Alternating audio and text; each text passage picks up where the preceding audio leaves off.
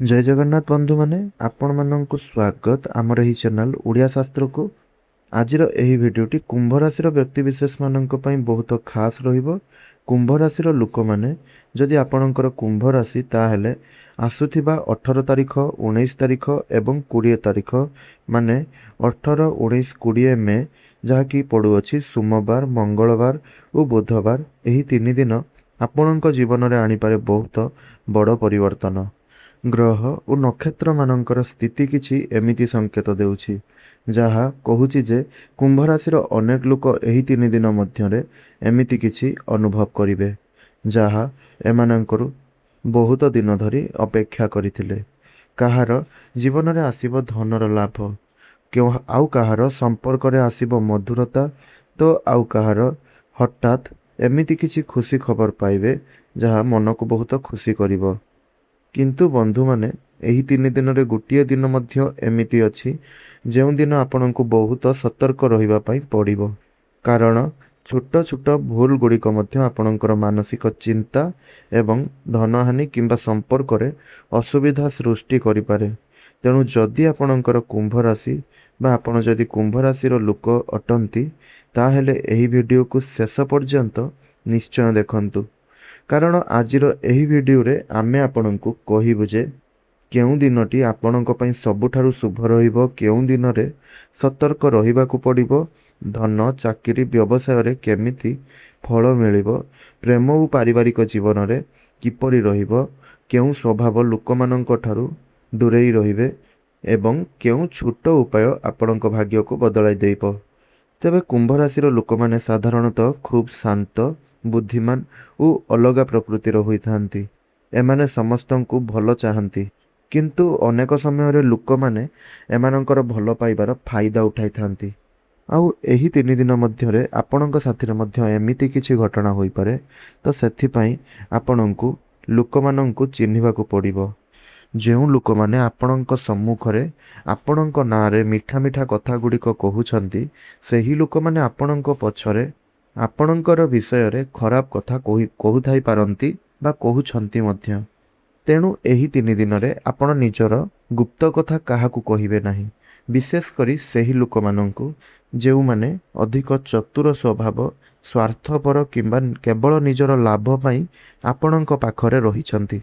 कुंभ राशि लोक मानंक पई एही 3 दिन केवल गोटे साधारण दिन हेबो नाही, बरं एहा आपणक जीवन रे नुआ परिवर्तनर संकेत गुड़िक नहीं करि आसुछि। जेहु कथा गुड़िक आमे एही वीडियो रे आपणंकु कहूछु, जदि आपणंकु ताहा ठीक बोली लागुछि ताहा हेले आपण कमेंट रे हाँ एहा ठीक बोली अवश्य लेखन्तु, जहा द्वारा आमे पढ़ी मध्य ताहाकु खुशी हेबु एवं अन्य माने मध्य जानी परिबे जे आमे जेउ प्रेडिक्शन करूछु ताहा ठीक रहुछि बोली। तबे बंधु माने कुंभ राशि लोक मानकर स्वभाव अन्य लोक मानक ठारु टिके अलगा रही थाए। आपण माने बाहरु शांत देखा जाउथिले मध्य मन भितरु बहुत किछि भाबु थांती सब बेले। एहा सहित आपण माने साधारणतः बुद्धिमान, सत्यवादी और स्वाधीन स्वभावर होई थांती। काहार अधीन रे केबे भी रहिबाकु आपण माने पसंद करि नथांती। निजर मन को जहाँ भी ठीक लगी थाए सेही काम गुड़ी को करिबा पई भल पाई थांती। कुंभ राशि लोक माने अधिक लोक मानंक सह मिसिबा पसंद करि नथांती, किंतु जेउ लोक मानंकु निजर बोली भाबी नै थांती सेमानंक पई आपण सबु किछि करि देई थांती। किंतु जदि आपणंकु केही धोखा दियंती ताहेले आपण पूरापूरी भितरु भांगी पड़ती। बंधु माने आसुथिबा एही 3 दिन सोमवार, मंगलवार और बुधवार आपण मानंकर जीवन रे दुईटी बड़ सत कथा आपणंकु जणाइबा पई जाउछि। प्रथम सत कथाटी होउछि आपणंकर निज लोक किए आउ किए केवल आपणंकु व्यवहार करूछि। हाँ बंधु माने एही 3 दिन मध्यरे एमिति कौनसी घटना आपणंक साथिरे घटिबो जहा आपणंकर आखि को खोलिदेव। जेउ लोक मानंक पई आपण सब किछि करूथुले, जेउ माने आपणंकर सबुठारु निकटतर बोली आपण भाबुथुले, सेमानंकर ମଧ୍ୟରୁ କେହି ଜଣେ ଆପଣଙ୍କର ମନକୁ ଦୁଃଖ ଦେଇପାରନ୍ତି। ହୋଇପାରେ କେହି ଆପଣଙ୍କ ପଛରେ ଖରାପ କଥା କହିବେ କିମ୍ବା ଆପଣଙ୍କର ଭରସା ଭାଙ୍ଗିଦେବେ। କିନ୍ତୁ ଏହି ଘଟଣା ଆପଣଙ୍କ ପାଇଁ ଖରାପ ନୁହେଁ, କାରଣ ଏଥିରୁ ଆପଣ ବୁଝିପାରିବେ କାହାକୁ ନିଜ ଜୀବନରେ ରଖିବା ଉଚିତ, କାହାଠାରୁ ଦୂରେଇ ଯିବା ଉଚିତ, କାହାକୁ ଇମ୍ପୋର୍ଟାନ୍ସ ଜୀବନରେ ଦେବା ଉଚିତ। ଦ୍ୱିତୀୟ ସତ କଥାଟି ହେଉଛି, ଆପଣ ନିଜକୁ ଯେତିକି ଭାବୁଛନ୍ତି ତାଠାରୁ ଆପଣ ଅଧିକ ଶକ୍ତିଶାଳୀ ଅଟନ୍ତି। ଆପଣ ଅନେକ ସମୟରେ ନିଜର ଦୁଃଖ ଅନ୍ୟ କାହାକୁ କହନ୍ତି ନାହିଁ, ସବୁକିଛି ମନ ଭିତରେ ରଖିଦିଅନ୍ତି। କିନ୍ତୁ ଏହି 3 ଦିନରେ ଏମିତି କୌଣସି ପରିସ୍ଥିତି ଆସିପାରେ ଯେଉଁଥିରେ ଆପଣ ନିଜର ସାହସ ଓ ଧୈର୍ଯ୍ୟକୁ ଅନୁଭବ କରିବେ। ଯେଉଁ କାମକୁ ଆପଣ ଅସମ୍ଭବ ଭାବୁଥିଲେ ସେହି କାମକୁ ଆପଣ ନିଜେ ସମ୍ଭାଳି ନେବେ। ଆପଣଙ୍କ ଭିତରେ ଥିବା ଆତ୍ମବିଶ୍ୱାସ ପୁଣି ଥରେ ଆପଣଙ୍କର ଜାଗ୍ରତ ହେବ ଏବଂ ଆପଣ ବୁଝିପାରିବେ ଆପଣ ଏକା ହେଲେ ମଧ୍ୟ ଜୀବନରେ ଆଗକୁ ବଢ଼ିପାରିବେ। ଏହି 3 ଦିନରେ ଆପଣଙ୍କୁ ଅଳ୍ପ ମାନସିକ ଚାପ ମଧ୍ୟ ଆସିପାରେ, କିନ୍ତୁ ଭଗବାନଙ୍କର ଆଶୀର୍ବାଦ ଆପଣଙ୍କ ସାଥିରେ ରହିବ। ଯଦି ଆପଣ ସକାଳେ ଓମ୍ ନମଃ ଶିବାୟ ମନ୍ତ୍ର ଜପ କରିବେ, ତାହେଲେ ମନ ଶାନ୍ତ ରହିବ ଏବଂ ନେଗେଟିଭ୍ ଶକ୍ତି ଆପଣଙ୍କୁ ଛୁଇଁ ପାରିବ ନାହିଁ।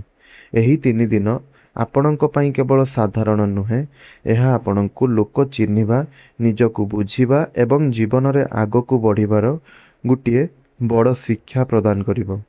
ତେବେ ବନ୍ଧୁମାନେ, ଆପଣମାନଙ୍କ ପାଇଁ 18 ମେ 2024 ବା ସୋମବାର ଦିନଟି, ଏହି ଦିନଟି ଆପଣଙ୍କ ପାଇଁ ମଧ୍ୟମର ରହିବ। ସକାଳୁ ଆପଣଙ୍କର ମନ ଟିକେ ଅଶାନ୍ତ କୌଣସି କାରଣରୁ ରହିପାରେ। କିଛି ଛୋଟ ଛୋଟ କଥା ଗୁଡ଼ିକ କାରଣରୁ ଆପଣଙ୍କ ମନରେ ଟିକେ ରାଗ ଆସିପାରେ, ଆପଣଙ୍କ ମନରେ କ୍ରୋଧ ଆସିପାରେ। କାର୍ଯ୍ୟକ୍ଷେତ୍ରରେ କେହି ଆପଣଙ୍କର କାମକୁ ନେଇକି ଆଲୋଚନା ମଧ୍ୟ କରିପାରନ୍ତି। ତେଣୁ ଏହି ଦିନ ଆପଣ ଶାନ୍ତ ରହିବା ବହୁତ ଜରୁରୀ ଅଟେ। 18 ମେ 2024 ସୋମବାର ଦିନ ଆପଣ ଟିକିଏ ଶାନ୍ତ ରହିବା ବହୁତ ଜରୁରୀ ଅଟେ। ଆପଣ ଧନ ସମ୍ବନ୍ଧୀୟ କାର୍ଯ୍ୟରେ ଅଳ୍ପ ସତର୍କତା ଅବଲମ୍ବନ କରନ୍ତୁ। ଯାହା ବି କିଛି ଧନ ସମ୍ବନ୍ଧୀୟ କାର୍ଯ୍ୟ କରୁଛନ୍ତି, ସେହି କାର୍ଯ୍ୟରେ ଟିକେ ଆପଣ ସତର୍କ ରୁହନ୍ତୁ। କାହାକୁ ଟଙ୍କା ଧାର ଦେବାଠାରୁ ଆପଣ ବଞ୍ଚନ୍ତୁ। ଏହି ଦିନ କାହାକୁ ବି ଟଙ୍କା ଧାର ଦିଅନ୍ତୁ ନାହିଁ। ଏହି ଦିନରେ ଅଧିକ ଚତୁର ଓ ମିଠା କଥା କହୁଥିବା ଲୋକମାନଙ୍କ ଠାରୁ ଦୂରେଇ ରୁହନ୍ତୁ। ସେମାନେ ଆପଣଙ୍କୁ ମଧ୍ୟ ଭ୍ରମିତ କରିପାରନ୍ତି। ପରିବାରରେ କିଛି ଛୋଟ ମତଭେଦ ହେବାର ମଧ୍ୟ ସମ୍ଭାବନା ଅଛି, କିନ୍ତୁ ସନ୍ଧ୍ୟା ପରେ କଲେ ପରିସ୍ଥିତି ଭଲ ହେବ। ତେବେ ବନ୍ଧୁମାନେ, ଯେଉଁ ସବୁ ଖରାପ ଆପଣଙ୍କୁ ଫଳ ଗୁଡ଼ିକ ପ୍ରାପ୍ତି ହେଉଛି, ତାହା ପାଇଁ ଆପଣ ଭିଡ଼ିଓର ଶେଷରେ ଆମେ ଆପଣଙ୍କୁ କିଛି ଉପାୟ କହିବୁ। ସେଥିପାଇଁ ଆପଣ ଭିଡ଼ିଓଟିକୁ ଶେଷ ପର୍ଯ୍ୟନ୍ତ ଦେଖନ୍ତୁ। ଆଉ ଆମେ ଯେଉଁ ପ୍ରେଡ଼ିକ୍ସନ୍ କରୁଛୁ ତାହା ଯଦି ଆପଣଙ୍କ ସହିତ ଘଟୁଅଛି, ତାହେଲେ ଆପଣ ନିଶ୍ଚୟ କମେଣ୍ଟ ବକ୍ସରେ ହଁ ବୋଲି ଲେଖନ୍ତୁ, ଯାହାଦ୍ୱାରା ଅନ୍ୟ ଲୋକମାନେ ମଧ୍ୟ ଜାଣିପାରିବେ ଆମର ପ୍ରେଡ଼ିକ୍ସନ୍ ଠିକ୍ ରହୁଛି ଏବଂ ସେମାନଙ୍କ ଲାଇଫ୍ରେ ବି ଏମିତି କିଛି ହିଁ ଘଟୁଛି। ତେବେ ବନ୍ଧୁମାନେ, 19 ମେ 2024 ମଙ୍ଗଳବାର, ଏହି ଦିନଟି ଆପଣମାନଙ୍କ ପାଇଁ ସବୁଠାରୁ ଶୁଭର ଦିନ ରହିବ। ଆପଣ ଯେଉଁ କାମକୁ ନେଇ ଦୀର୍ଘ ଦିନ ଧରି ଚିନ୍ତାରେ ଥିଲେ, ସେହି କାମରେ ସଫଳତା ମିଳିପାରେ। ହଠାତ୍ କେହି ଭଲ ଖବର ଦେଇପାରନ୍ତି। ଚାକିରି, ବ୍ୟବସାୟ କିମ୍ବା ଟଙ୍କା ସମ୍ବନ୍ଧୀୟ ଖୁସି ଖବର ମିଳିପାରେ। ପ୍ରେମ ସମ୍ପର୍କରେ ମଧ୍ୟ ଏହି ଦିନ ଆପଣଙ୍କ ପାଇଁ ବହୁତ ସୁନ୍ଦର ରହିବ। ପୁରୁଣା ଯାହା ବି କିଛି ସବୁ ଭୁଲ ବୁଝାମଣା ଗୁଡ଼ିକ ରହିଥିଲା, ତାହା ସବୁ କିଛି ଆପଣଙ୍କର ଦୂର ହୋଇଯିବ। ପରିବାରର ଆପଣଙ୍କର କେହି ସଦସ୍ୟ ଆପଣଙ୍କୁ ସହଯୋଗ କରିବେ। ସେଥିପାଇଁ ଆପଣଙ୍କ ମନରେ ଆତ୍ମବିଶ୍ୱାସ ବୃଦ୍ଧି ପାଇବ ବା ମନରେ ଆପଣଙ୍କର ଆତ୍ମବିଶ୍ୱାସ ବଢ଼ିବ, ସାହସ ବଢ଼ିବ। ହଠାତ୍ ଏହି ଦିନ ଆପଣଙ୍କ ଜୀବନରେ ଗୋଟିଏ ବଡ଼ ଖୁସି ଖବର ଆସିପାରେ, ଯେପରିକି ବହୁତ ଦିନ ଧରି ଅଟକି ରହିଥିବା ଟଙ୍କା ଗୁଡ଼ିକ ଆପଣଙ୍କୁ ମିଳିଯିବ, ଭଲ ସମ୍ବାଦ ଆସିବ କିମ୍ବା କାହାର ସହଯୋଗ ମିଳିବ। ଏହା ସହିତ ଚାକିରି କ୍ଷେତ୍ରରେ, ବ୍ୟବସାୟ କ୍ଷେତ୍ରରେ କିମ୍ବା ଟଙ୍କା ସମ୍ବନ୍ଧୀୟ କ୍ଷେତ୍ରରେ ଖୁସି ଖବର ମଧ୍ୟ ପାଇବେ। ତ 20 ମେ ଆପଣଙ୍କ ପାଇଁ ଏହି ଦିନଟି କିଛି ସତର୍କତାର ଦିନ ରହୁଛି, ଯାହାକି ବୁଧବାର ଦିନ ପଡ଼ୁଅଛି। ତ 20 ମେ 2024 ବୁଧବାର, ଏହି ଦିନଟି ଆପଣଙ୍କ ପାଇଁ ସତର୍କତାର ଦିନ ରହୁଛି। ଆପଣ କାର୍ଯ୍ୟକ୍ଷେତ୍ରରେ ଅଧିକ ଭରସା କାହା ଉପରେ କରିବା ଠାରୁ ବଞ୍ଚିକି ରୁହନ୍ତୁ। କାର୍ଯ୍ୟକ୍ଷେତ୍ରରେ ଆପଣ ଏହି ଦିନ କାହା ଉପରେ ବି ଅଧିକ ଭରସା କରନ୍ତୁ ନାହିଁ। କେହି ଆପଣଙ୍କର ଗୁପ୍ତ କଥାକୁ ଅନ୍ୟମାନଙ୍କୁ କହିପାରନ୍ତି। ଆପଣଙ୍କର ଗୁପ୍ତ କଥା ଆପଣ ଯାହା ସହିତ ସେୟାର କରିଥିବେ ସେଇମାନଙ୍କ ମଧ୍ୟରୁ କେହି ଜଣେ ଆପଣଙ୍କର ସେହି ଗୁପ୍ତ କଥାକୁ ସେହି କଥାକୁ ଅନ୍ୟମାନଙ୍କୁ ସେମାନେ କହିପାରନ୍ତି। ଟଙ୍କା ଲେନଦେନରେ ଭୁଲ ହେବାର ମଧ୍ୟ ସମ୍ଭାବନା ରହିଛି। ତେଣୁ ସମସ୍ତ କାଗଜପତ୍ର ଭଲ ଭାବେ ଦେଖିକି ରଖନ୍ତୁ, ନହେଲେ ହଇରାଣରେ ପଡ଼ିଯାଇପାରନ୍ତି। ମନରେ ଅଳ୍ପ ଦୁଃଖ କିମ୍ବା ନିରାଶା ଆସିପାରେ, ସେଥିପାଇଁ ଆପଣ ଧୈର୍ଯ୍ୟ ଅଧିକ ପରିମାଣରେ ନିଜର ମନରେ ରଖନ୍ତୁ। ଏହି ଦିନ କ୍ରୋଧ, ଈର୍ଷା ଏବଂ ନେଗେଟିଭ ଭାବନା ଥିବା ଲୋକମାନଙ୍କ ଠାରୁ ଆପଣ ଦୂରେଇ ରୁହନ୍ତୁ।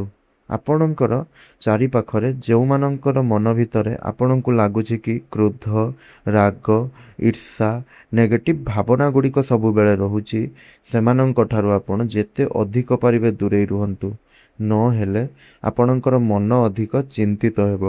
ତେବେ ବନ୍ଧୁମାନେ, ଏହି 3 ଦିନରେ ଯଦି ଆପଣଙ୍କ ସାଥିରେ କିଛି ଏହିଭଳି ଘଟୁଛି, ତାହେଲେ ଆପଣ ଆମକୁ ଅବଶ୍ୟ ରୂପରେ କମେଣ୍ଟ ମାଧ୍ୟମରେ ହଁ ବୋଲି କହିକରି ଅବଶ୍ୟ ଜଣାନ୍ତୁ। ଏବଂ ନହେଲେ ଆପଣ ହଁ ଏହିସବୁ ଘଟୁଛି ବା ଘଟୁଛି ବୋଲି କମେଣ୍ଟ କରିପାରିବେ, ଯାହାଦ୍ୱାରା ଅନ୍ୟ ରାଶିର ଲୋକମାନେ ମଧ୍ୟ ଯଦି ଏହି ଭିଡ଼ିଓକୁ ଦେଖନ୍ତି ସେମାନେ ମଧ୍ୟ ଜାଣିପାରିବେ କି ଯେଉଁ ପ୍ରେଡ଼ିକ୍ସନ୍ ଆମେ କରୁଛୁ ବା ଯାହା ବି କଥା ଆମେ ଆପଣଙ୍କ ପାଇଁ କହୁଅଛୁ ତାହା ଅବଶ୍ୟ ରୂପରେ ଠିକ୍ ରହୁଛି। ଆଉ କିଛି ଲୋକଙ୍କର ଜୀବନରେ ଏହା ମଧ୍ୟ ଭ୍ୟାଲ୍ୟୁ କିଛି ବି ଆଡ଼୍ କରୁଅଛି। ତେବେ ବନ୍ଧୁମାନେ, ଯାହା ବି କିଛି ଆପଣଙ୍କର କଷ୍ଟ ରହୁଛି ଏହି 3 ଦିନରେ, ତାହାକୁ ଦୂର କରିବା ପାଇଁ ଏହି 3ଟି ଉପାୟ ଅବଶ୍ୟ ରୂପରେ କରନ୍ତୁ। ତେବେ ଆପଣ ସକାଳେ ଶିବ ମନ୍ଦିରକୁ ଯାଇ ଜଳ ଅର୍ପଣ କରନ୍ତୁ। ଏହାପରେ ଓମ୍ ନମଃ ଶିବାୟ ମନ୍ତ୍ର 108 ଥର ଜପ କରନ୍ତୁ। ଏହା ସହିତ କଳା କୁକୁର କିମ୍ବା ଗାଈକୁ ଖାଦ୍ୟ ଖାଇବା ପାଇଁ ଦିଅନ୍ତୁ, ଯାହାଦ୍ୱାରା ଆପଣଙ୍କର ସମସ୍ୟା ଗୁଡ଼ିକ ଦୂର ହେବ।